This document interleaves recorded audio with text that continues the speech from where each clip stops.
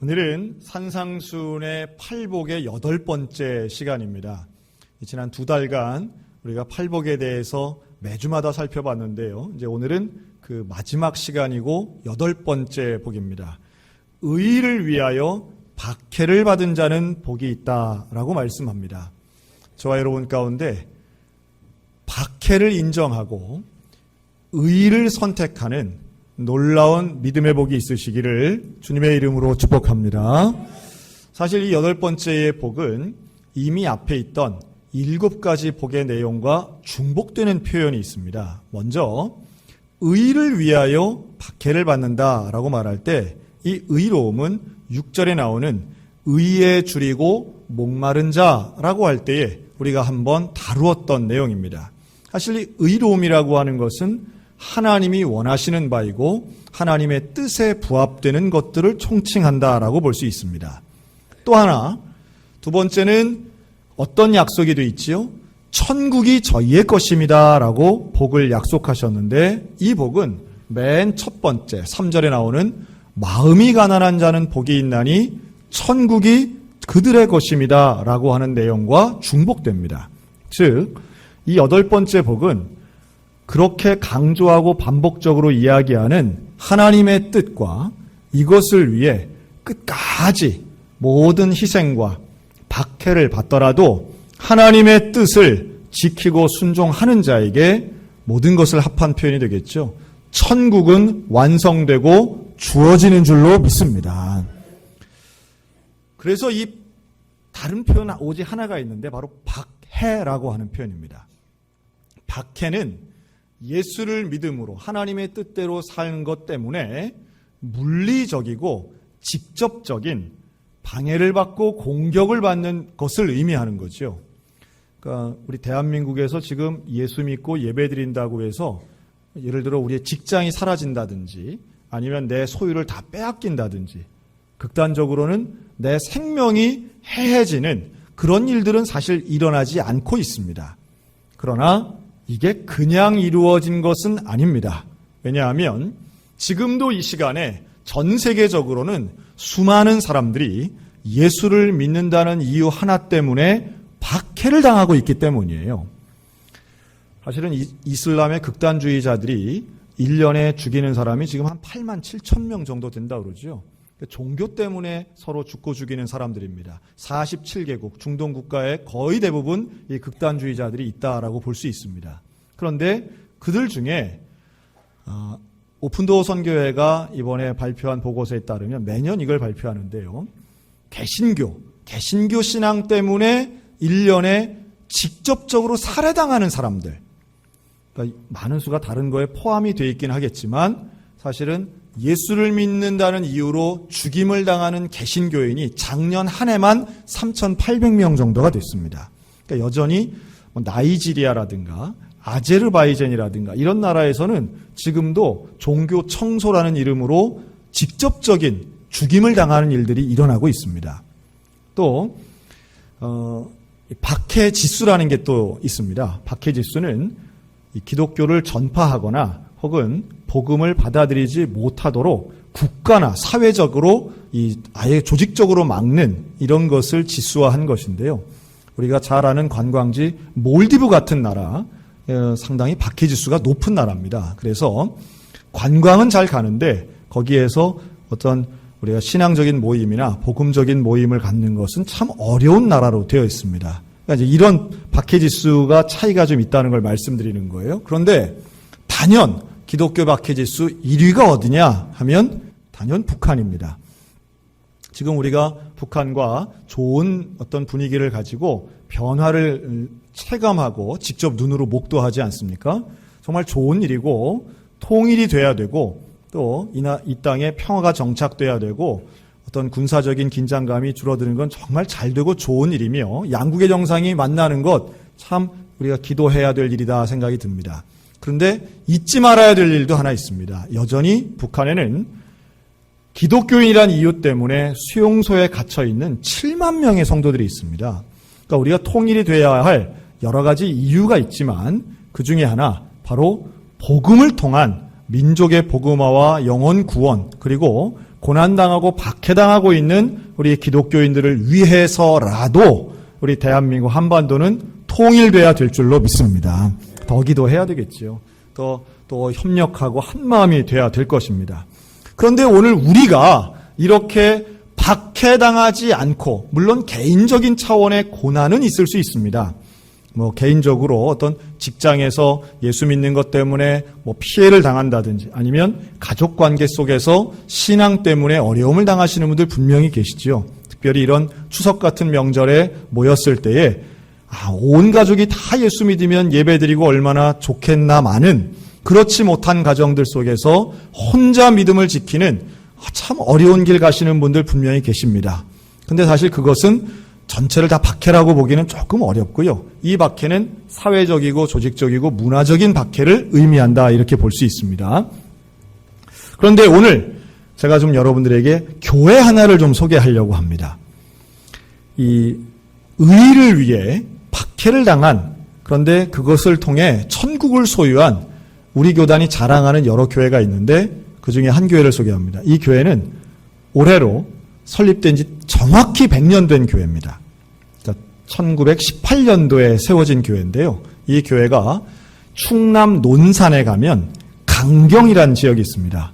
이 강경읍에 있는 강경성결교회입니다. 아마 강경을 못 가보신 분들도 많을 거예요. 거의 이렇게 큰 도시가 아니고, 강경은 지금은 이제 한국 근대 문화거리 이런 것으로 관광 상품을 만드는데 대개 무슨 젓갈 정도 유명한 것으로 아는 작은 지역입니다. 그런데 이곳이 놀랍게도 침례교회도 우리 강경을 거의 성지로 봅니다. 또 우리 성결교회는 이 강경에서 배출된 영적 지도자들이 얼마나 많은지 몰라요. 그 근본적 이유에 이 강경 성결교회가 있습니다. 이 교회가 처음 창립이 되고 그 시작되는 과정도 참 신비롭고 대단한데요.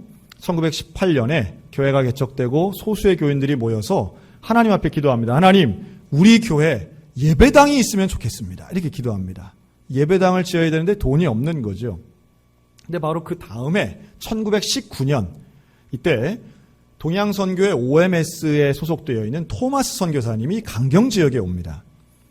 그런데 그때는 1919년은 3.1운동이 일어난 해예요. 그래서 일제가 아주 첨예하게 조선인들이 모이기만 해도 긴장감을 가지고 볼 때입니다.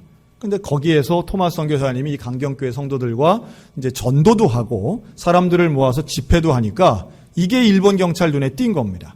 그래서 이 사람들을 잡으면서 체포하는 과정 중에 토마스 선교사님을 때리게 됩니다. 구타하는 사건이 일어난 거죠.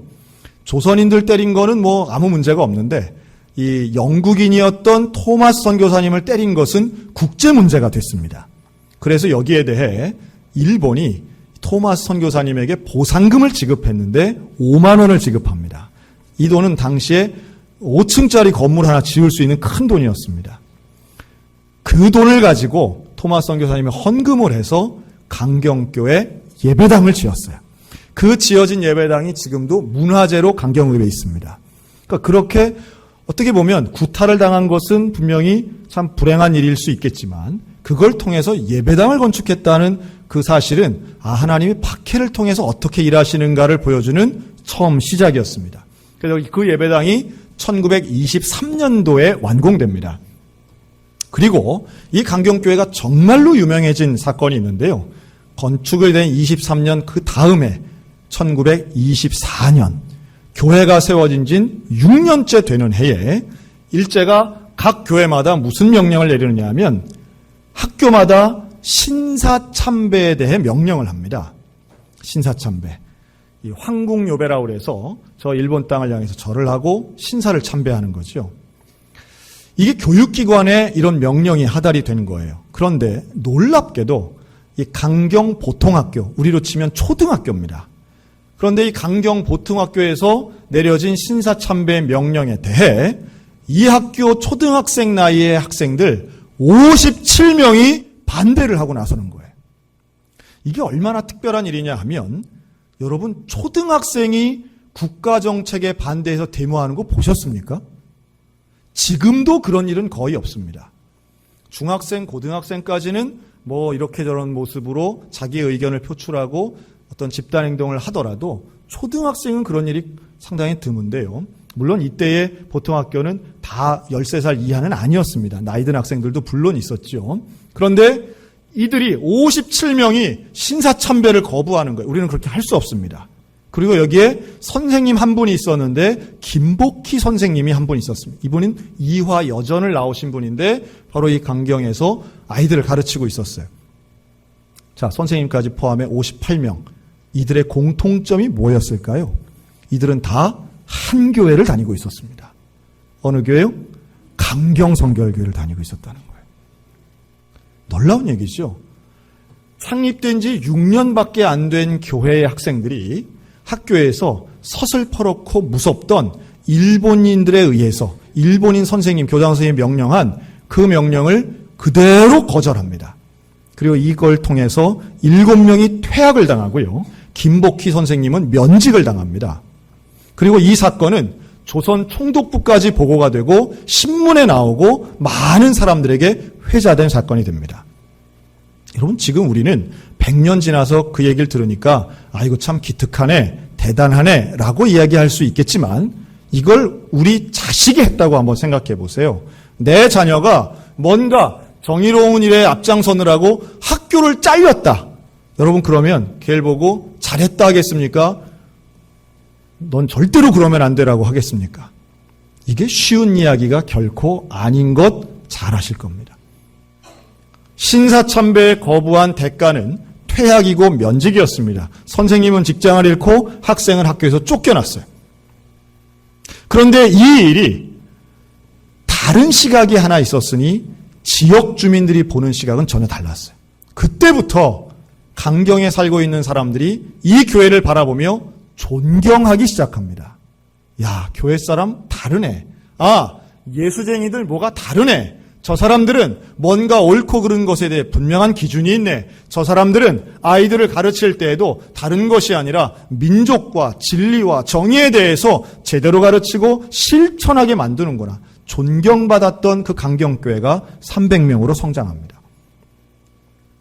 박해는 어려운 겁니다. 박해받는 거 쉬운 사람은 아무도 없어요. 그러나 박해를 받고 어려움을 당할 때에 그때의 진리를 붙잡고 의를 선택하는 사람. 누가 박해받느냐 하면 타협하지 않는 사람이 박해받습니다. 모두가 이해할 때 아니요 하는 그 사람이 박해받는 거예요. 모두가 일자 신사참배한다고 할 때 아니라고 말하는 사람이 박해받는데 이들은 어떻게 이게 가능했을까? 그때의 강경교회는 어떤 가르침이 있었을까? 보니까요. 제가 오늘 이분을 좀 소개하려고 이렇게 앞에 강경교회 얘기를 했습니다. 그때 당시 강경교회에 사역하고 계셨던 분이 있는데 백신영 전도사님이에요. 백신영 전도사님. 아마 다 처음 들으셨을 거예요. 근데 이분을 정말 위대한 우리 교단이 자랑할 만한 여성 영적 지도자다 이렇게 저는 봅니다. 이 백신영 전사님은 1889년에 태어나셨어요. 한 130년 전이죠. 어디서 태어났느냐? 경남 밀양에서 태어나셨어요. 그런데 이분의 인생에 놀라운 일이 일어납니다. 16살에 시집을 가요. 그리고 19살에 과부가 됩니다. 19의 과부가 돼요. 여러분, 그때 당시의 사회 분위기에 이 백신영을 바라보는 사람들의 시각은 어땠을까요? 저런 복 없는 여자, 남편 잡아먹은 여자, 아무데도 기댈 게 없고 정말 불행의 아이콘처럼 그렇게 본인의 삶을 바라볼 수밖에 없는 젊은 여인 백신영이었습니다. 이걸 성경은 뭐라고 하냐면 마음이 가난한 자가 되는 거죠. 또 다른 말로 하면 애통하는 자가 되어 있었습니다. 그는 자신의 삶에 대해 내가 이런 일을 당하나 슬퍼하고 애통해 할 때에 하나님의 복음을 듣습니다. 마음이 가난하고 애통해하는 이 백신영에게 하나님의 복음은 말 그대로 복음이었어요. 하나님이 나를 사랑하시고 예수님이 나를 위해 돌아가시고 나는 그래서 구원받은 존귀한 사람이라고 하는 거죠. 그래서 그는 자기의 인생을 예수님께 드리기로 작정하고 새로운 결단을 합니다. 자기를 전도한 분이 나왔다라고 하는 정신여학교를 찾아 서울로 올라가요. 얼마나 먼 거리였겠습니까? 지금은 정신여고죠. 그 서울 송파구에 있는 학교입니다. 이 학교도 100년 넘은 아주 유명한 교육기관입니다. 거길 무작정 찾아간 거예요. 찾아가서 시험 봐서 들어가던 때가 아니니까 찾아가서 나 무슨 일이든 좋으니 일 시켜주시고 나 여기서 공부했으면 좋겠습니다. 정신여학교에서 백신형을 받아줍니다. 이곳에서 공부하고 졸업합니다. 여러분, 하나님 앞에 마음을 드린 사람, 그리고 예수님의 마음으로 내 마음을 채운 사람, 온유한 자는 땅을 차지하는 줄로 믿습니다. 그가 원하고 소원했던 것들이 하나하나 이루어지는데 정신여학교를 졸업한 후 그는 서울신학교를 들어갑니다. 우리 성결교단의 신학교입니다. 중등교육을 받고 고등교육을 받은 거예요. 서울신학교 6회 졸업생입니다. 서울신학교를 졸업했을 때 이 백신영에게 정신여학교에서 연락이 오는 거예요. 야, 우리 학교에 와서 우리 좀 도와다오. 후배들을 좀 가르쳤으면 좋겠다. 교사가 되어서 정신여학교를 갑니다. 이미 그때 백신영은 여성 지도자의 면모를 가지고 있었어요. 말씀으로 복음으로 무장하고 서울신학대학을 통해 여성 지도자로 전도사가 되었고, 정신학교에서 배웠던 민족에 대한 가르침, 또 이 민족, 이 시대에 대한 책임감, 이런 걸 가지고 후배들 앞에 설 때에 그의 주변에는 이미 많은 동지들이 있었다는 거죠. 그래서 그 정신학교에 한 창고를 빌려서 모임을 하는데요. 그 모임이 대한민국 애국부인회였습니다. 첫 번째 모였을 때 16명이 모였는데 그 모일 때에 그 유명한 김마리아 여사가 그곳에 있었어요. 그 16명 중에 김마리아 여사가 회장이 되고 백신영은 전투부장, 이 투쟁부장이 됩니다. 결사대장이라는 직함을 갖게 됩니다. 그 모임이 2달 만에 회원수가 2,000명이 됩니다. 많은 사람들이 이들의 모임에 동조합니다. 그런데 바로 그 정신학교의 한 직원이 조선인이죠. 이 직원이 이 모임을 일본에 고발하게 되고요. 일제에 의해서 결성 2달 만에 전원 체포됩니다. 체포된 이 여인들은 다 같이 형무소에 갇히게 되고 백신영 전사님은 대구 형무소까지 가서 몸이 너무 아프게 되어 구속된 지 1년 만에 보석으로 풀려납니다. 그리고 풀려난 지 바로 한 달 만에 어디로 가서 복음을 전파하느냐? 바로 강경성결교회에 간 거예요.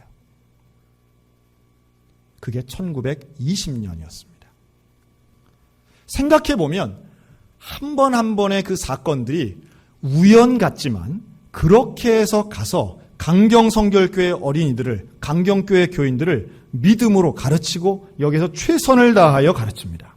그녀는 의에 줄이고 목마른 자였습니다. 하나님의 진리가 이 조선 땅에 임하기를 간절히 바란 의에 줄이고 목마른 자였고, 하나님은 그녀에게 강경교회를 통하여 배부름을 경험시켜 주십니다. 강경보통학교 57명의 신사참배 거부자가 그냥 나온 것이 아니라 바로 이렇게 지도하고 가르치는 하나님의 사명자들을 통한 놀라운 결실의 열매인 줄로 믿습니다. 나중에 그 김복희 선생님은 전도자가 됩니다. 그리고 하나님 말씀 가운데 이 교회를 통해 또한 수많은 교회들이 나타나는데요. 이 강경교회는 바로 옆에 병촌교회를 개척하게 됩니다. 아주 가까워요. 같은 논산에 있습니다. 그리고 이 병촌교회는 1950년 9월에 전국 단위에서는 가장 많은 수의, 공산당에게 하루에 죽은 가장 많은 수의 순교자를 낸 교회가 됩니다. 9월 26일, 27일 양일간에 걸쳐서 66명의 어린이, 청소년, 그리고 직분자들이 공산군의 총탄에 죽는 순교의 교회가 됩니다. 여러분, 지금도 이 병촌교회 가면 그 앞에 순교자 기념탑이 있습니다. 이 교회가 개척된 것, 그렇게 오랜 시간이 걸린 게 아니에요. 강경성결교회가 세워진 지 10년 안에 교회를 세우고 순교자가 나오고 그 안에서 신사참배를 거부하고 위대한 민족의 지도자들이 나오더라는 거예요. 어떻게 이게 가능합니까? 의를 위하여 박해를 받은 사람에게 하나님이 주시는 은혜가 있는데 천국이 그들의 것임인 줄로 믿으시기 바랍니다. 여러분, 예수님이 이 마지막 복에 대해서는 한 번 더 설명하십니다. 11절에 보면 나로 말미암아 너희를 욕하고 박해하고 거짓으로 너희를 거슬러 모든 악한 말을 할 때에는 너희에게 복이 있나니 기뻐하고 즐거워하라. 하늘에서 너희의 상이 큼이라. 여러분, 큰 상 받을 수 있는 믿음의 성도들 되시기를 주의 이름으로 축원합니다. 우리에게 바로 이 박해의 신앙, 온전한 하나님만 바라보는 믿음의 신앙이 과연 오늘까지 잘 이어지고 있는가 생각해보면 얼마나 부끄러운지 몰라요. 우리는 남보다 더 잘 살려고 예수 믿는 거 아닌가 하는 생각이 들 정도로, 어찌 보면 조금 더 풍요롭게 살려고 예수 믿는 거 아닌가 할 정도의 신앙의 모습들이 오늘날 한국교회에 너무 많다는 거죠. 그러나 100년 전 우리의 신앙의 선배들은 잘 살려고 예수 믿은 게 아니라 박해받는 것을 즐거워하며 의로움을 붙잡기 위해 신앙생활을 했다라고 하는 사실입니다. 순교는 그냥 이루어진 것 아닙니다. 순교는 하나님만 바라보고 하나님만 믿고 하나님만 바라보니까 그를 통하여 기쁨 가운데 순교도 당하고 박해 가운데에서도 기쁨을 유지할 수 있었다는 거예요. 여러분, 이후에 이 백진영 전사님은 강릉교회에서 또 사역하십니다. 그리고 채부동교회로 옮겨가셔서 서울에서 사역하시다가 1933년 이후에는 서울신학교 사감선생님이 됩니다. 그러니까 지금의 서울신학대학이죠. 아현동에 있는, 아현교회에 있는 그 신학교의 사감선생님으로 10년 이상 사역하시는데요. 그 기간에 누구를 만나는가 하면 바로 문준경 학생을 만납니다. 이 문준경과 백신영은 나이 차이는 3살밖에 나지 않는데요. 백신영 선교사님은, 전도사님은 일찍 신학교를 가신 거고, 문준경 전사님은 나이가 들어서 신학교를 가셔서 학생과 선생님으로 만나게 되죠. 둘에게는 공통점이 있습니다. 한 분은 남편과 사별한 거고, 한 분은 남편에게 버림받은 겁니다. 가족이 없다는 공통점이 이 둘에게는 있었습니다. 그러나 또 하나의 공통점이 있었으니 예수님이 나의 신랑이라고 하는 공통점이었습니다. 이들에게는 전심을 다해 예수 그리스도 중심의 삶을 살았고, 이들은 어디를 가든 교회를 세우고, 이들은 어디를 가든 복음을 증거한 위대한 전도자였습니다. 그리고 결국 6.25 전쟁이 나고 한국전쟁 때 백신영 전사님은 암으로 돌아가시는데요. 이 전쟁 와중이었기 때문에 장례를 제대로 치를 수 없었고, 그리고 전쟁 후에 결국 장례를 치를 수 있었습니다. 죽음의 모습은 외롭고 상당히 비참해 보였던 혼자만의 죽음이었습니다. 그러나 제가 확신하건대 하나님은 가장 기뻐하시고 영광스럽게 이 딸을 맞이하셨은 줄로 믿습니다. 의를 위하여 박해를 받는다는 것은 말은 쉬워 보이지만 삶은 어려운 것이죠. 그러나 우리의 삶이 예수 그리스도에게 집중된다면 오늘 이 시대에도 분명히 우리는 이 복을 누리며 살 수 있는 줄로도 믿습니다. 여러분, 우리 대한민국에서 의를 위해 박해받는다는 삶은 과연 어떤 의미가 있을까 한번 생각을 해봤어요.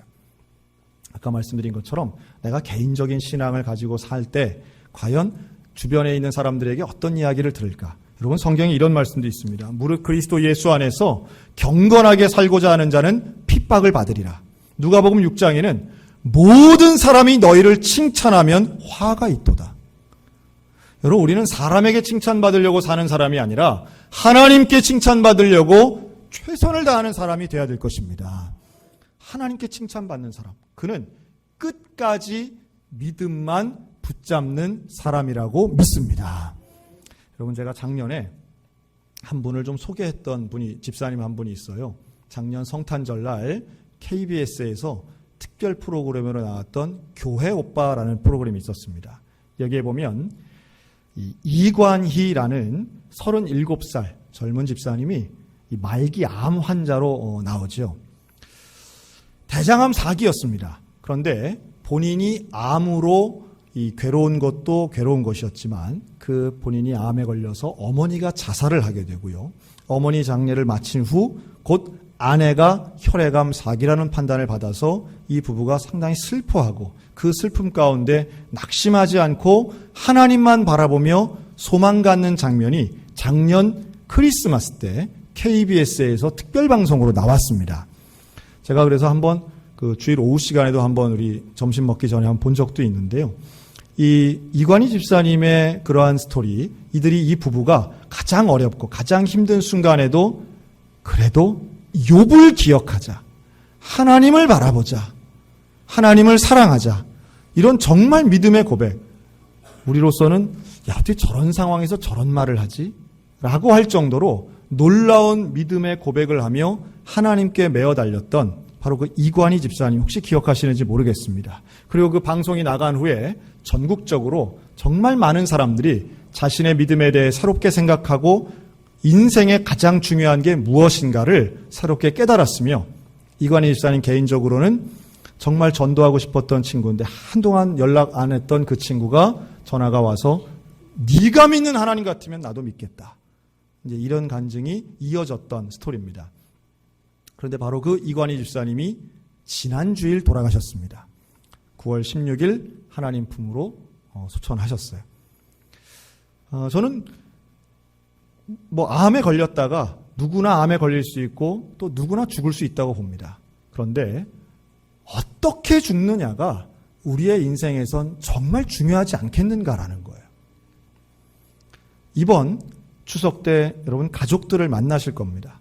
가족들을 만나면 즐겁고 또 오래 만나면 또 빨리 집에 갔으면 하는 생각이 들지도 모르겠죠. 그런데요, 그럴 때마다 제일 중요한 게 무엇인가 우리 서로 간에 깨닫는 명절이 되었으면 좋겠습니다. 그리고 우리의 삶이 정말 욕심이나 이기적인 마음이 그렇게 우리에게 유익이 없다는 걸 잘 알면서도 우리는 늘 고집부리고 늘 아집을 피우는 모습 참 많이 보인다는 거예요. 그리고 신앙 따라 산다고 얘기하면서도 우리는 신앙이 아닌, 하나님 중심이 아닌 나 중심으로 살 때가 또 얼마나 많은가라고 하는 겁니다. 제가 이 명절이 되면 늘 권면에서 드리는 말씀이 있습니다. 오늘도 주보에 보면 오면에 이 명절 가정 예배에 대해서 이렇게 안내를 하나 드렸어요. 보면은 가족들이 함께 모여서 예배 드리는 거죠. 여러분, 가정 예배 드리고 또 자녀들에게 축복의 기도를 하는 믿음의 가정들 다 되시기를 축복합니다. 그런데 이런 얘기를 들으면 마음이 무겁고 불편해지시는 분들이 있다고 저는 봅니다. 하나는 가족이 없는 분들, 만날 가족이 없는 분들 분명히 우리 교회도 여럿 계시다고 저는 생각이 들어요. 주의 위로를 드리고 오늘 말씀드린 우리 백신영 전도사님이나 혹은 문준경 전도사님 가족이 없었지만 교우가 가족이고 예수님이 신랑이라는 이 말씀으로 조금 위로가 되셨으면 좋겠습니다. 그런데 또 하나의 부류가 있죠. 즉 불신 가정에서 사시는 분들이 있습니다. 가족 중에 예수를 안 믿는 거예요. 나만 예수 믿는 거예요. 그러다 보니 참 가족 간에 종교 때문에 갈등을 일으키는 분들 적지 않게 있는 거 봅니다. 참 힘들고 괴로운 면이죠. 그리고 그런 가운데에도 제사상 차리고 제사 지내는 것이 가족 간에 참 어려운 분들 분명히 계실 겁니다. 쉽지 않은 이야기입니다. 그런데 그럴 때일수록 바로 순교적 신앙을 가지고 접근하고 희생하고 헌신하다 보면 하나님의 놀라운 은혜는 또 일어날 텐데, 그러기 위해서 제가 좀 권면을 드립니다. 특별히 제사상 차리는 가정들, 사랑하는 성도 여러분, 제사상에 절하지 않으려면 이기적이고 얄미운 그리스도인으로 보이지 않아야 됩니다. 자, 우리 옆 사람 보고 이렇게 얘기합시다. 얄미운 그리스도인 되지 맙시다. 자, 누가 얄미운 건지 아세요? 얄미운 그리스도인은 눈빛에 써 있어요. 이런 우상은 나는 만지지도 않고 먹지도 않고 나는 근처에 가지도 않을 거야 라고 하면서 집안 모임 오지 않고 와도 늦게 오고 왔다간 일찍 가는 사람들, 이거 얄밉게 보이는 겁니다. 그런데 누가 존중받느냐라고 하면 저는 상식적인 선에서 말씀드리는 거예요. 누가 존중받느냐 하면 분명히 교회 다니는 거 아는데 그렇게 음식 차리고 할 때 제일 먼저 오고 음식 치울 때 제일 늦게 가며 음식 차리는 비용을 제일 많이 내면, 그리고 딱 하나만 안 하는 거예요. 뭐만 안 해요? 절만 안 하는 거예요. 나머지는 다 더 하는 거예요. 절만 안 하면 일반 상식선에서는 존중받게 될 줄로 믿습니다. 물론 그래도 안 되는 비상식적 가정이 분명히 있기는 합니다. 있기는 해요. 그러나 따라할까요? 시간은 우리 편입니다. 또 하나, 하나님은 우리 편입니다. 어렵고 힘든 가정 속에 물질과 시간으로 헌신하다 보면 결국은 가정이 변화되고 그 어려운 가족도 변화되는 구원의 역사 일어날 줄로 믿습니다. 하여튼 얄밉게 안 보이는 게 핵심이에요. 이기적으로만 안 보여도, 왜냐하면 우리는 진리의 편에 서 있기 때문에 얄밉고 이기적으로만 안 보여도 진리는 결국 인정받게 된다라고 하는 것입니다. 오늘도 홀로이 집안에서 혼자 믿는 분들, 고군분투하시는 믿음의 성도들 힘내시기 바랍니다. 제가 기도합니다. 격려하고 위로해드립니다. 언젠가는 내가 그토록 부러워하는 가정예배, 축복의 기도 이루어질 날이 올 줄로 믿습니다. 믿음으로 갔더니 그런 올라온 고난과 박해가 있어도 믿음으로 견뎠더니 이 나라 해방된 줄로 믿습니다. 이 나라에 하나님의 교회가 세워진 줄로 믿습니다. 세워진 교회들마다 부흥된 줄로 믿습니다. 결국 누군가의 희생과 헌신이 있었기 때문이에요. 오늘도 우리에게 주시는 이 8가지 복, 마음이 가난하고 애통해하고 긍휼히 여기고 온유하고 의에 줄이고 목마르고 마음이 청결하고 화평케 하고 온갖 박해를 받더라도 하나님 한 분 붙잡으면 결국 우리에게 하나님의 복은 임하게 될 줄로 믿습니다. 주님만 바라보며 오늘도 믿음 가운데 승리하는 복받는 제자, 행복한 모든 성도들 다 되시기를 주님의 이름으로 축원합니다.